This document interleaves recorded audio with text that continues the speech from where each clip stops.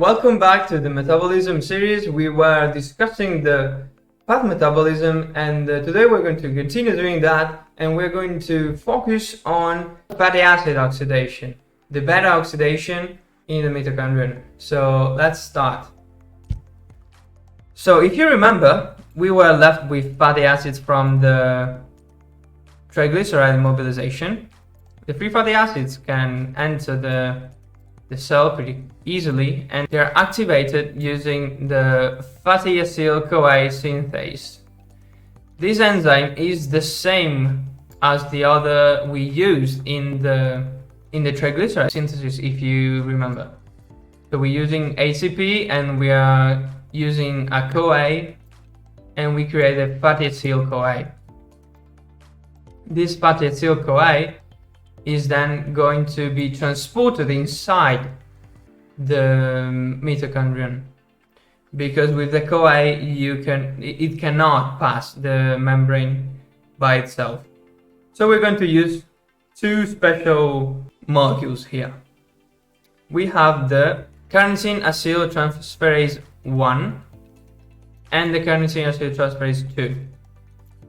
This is basically releasing carnosine, so carnosine can bind to the fatty acyl-CoA, and at the same time the CoA is dropped. So we drop the CoA and we get the carnosine, and we get inside the mitochondrion with the carnosine, but we don't want the carnosine to get bind to the fatty acid. So what we do is, we're using CAT2, we get rid of the carnosine and we put the carnosine back out of the mitochondrion, and at the same time we get a CoA and we add it to the fatty acid.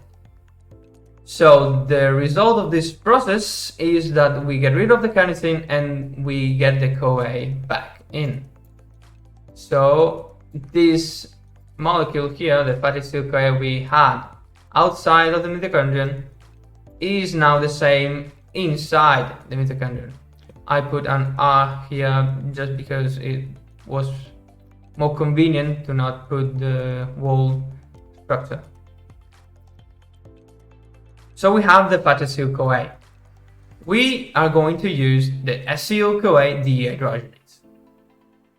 We are going to use FAD and create FADH2.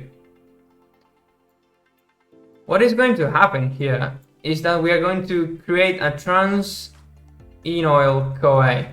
Do you remember the enoyl group I told you? This is an enoyl because it has an oxygen here with a double bond, a carbon, another carbon, and a double bond here. So as you can see, we got rid of some hydrogens here to create the double bond between those carbons. Trans-enoyl CoA is going to get converted into beta-hydroxyacyl-CoA. So now you understand why I put a beta here. This is the carbon number 1, alpha and beta. So 1, alpha and beta. We're going to put on the beta carbon an hydroxy group. How? Using water. Using the enzyme called Enochoi hydrotase.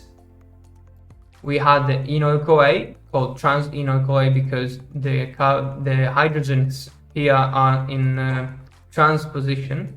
If they were on the same side, they were in cis position. This is trans. So Enochoi hydrotase.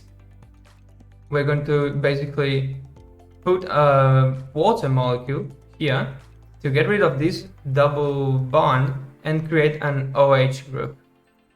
And that's what we have here. Then using the beta-keto-acyl-CoA dehydrogenase, we're going to create the beta-keto-acyl-CoA. Okay, what is that? Basically, we are getting rid of the hydrogen here and here, because we are going from NAD positive to NADH, so that's two hydrogens from the same carbon. I mean, not really, because we get rid of one here on the beta carbon and one on the hydroxy group. So we're going to create a double bond between the beta carbon and the hydroxy and the oxygen group.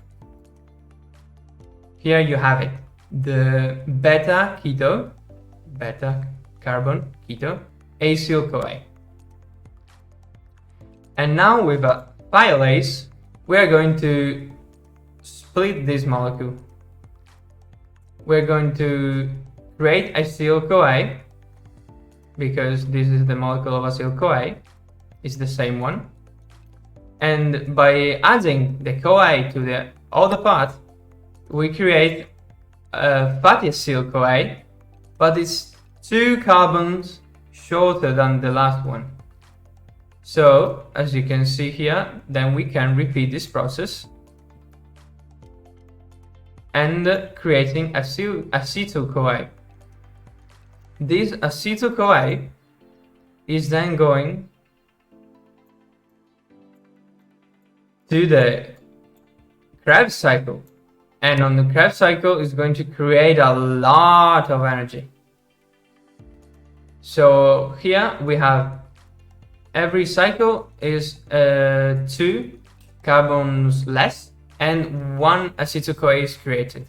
The formula is very simple because it's the number of carbons of the fatty acid we want or we have, for example the 16 palmitic acid, divided by 2 minus 1, so that's 7 cycles. Okay, 7 cycles, but we get 8 AcetylCoA because on the last cycle, when we divide this molecule here, the beta keto AcetylCoA, we're going to get 2 AcetylCoA, and they are both going to the Krebs cycle. And the mnemonic here to remember the beta oxidation processes, which is indeed very simple, there are only 4 steps, is O hot. Okay, what is that? O hot means oxidation using the dehydrogenase enzyme, oxidation, hydrotation, oxidation, and thiolase.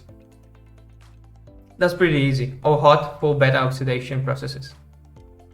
The thing is that when we have molecules with 15, 17, 19 carbons, we're going to get left in the last cycle, we're going to get left with propanyl-CoA, which is a 3 carbon molecule instead of 2 carbon molecule.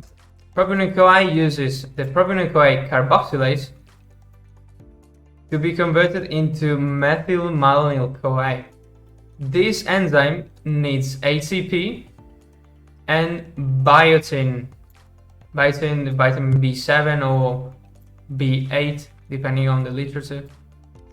Then methyl malonyl-CoA is going to get converted into succinyl-CoA. Do you remember succinyl-CoA from the Krebs cycle? That guy. Methyl malonyl-CoA mutase is going to exchange the methyl malonyl-CoA to the succinyl-CoA using B12. Vitamin B12 is very important for this process to occur. And then what happens? Succinyl-CoA gets through the Krebs cycle and can create oxaloacetate. Oxaloacetate can leave the mitochondrion and then go to gluconeogenesis processes. On the other hand, succinyl-CoA can go through the Krebs cycle and create energy, depending on the demands of the body. We can do both ways. And that's it, that was the beta oxidation, and as you can see, it's pretty easy. I hope you liked the video. Let me know in the comments if it was helpful. Subscribe to the channel for more content and to help me grow.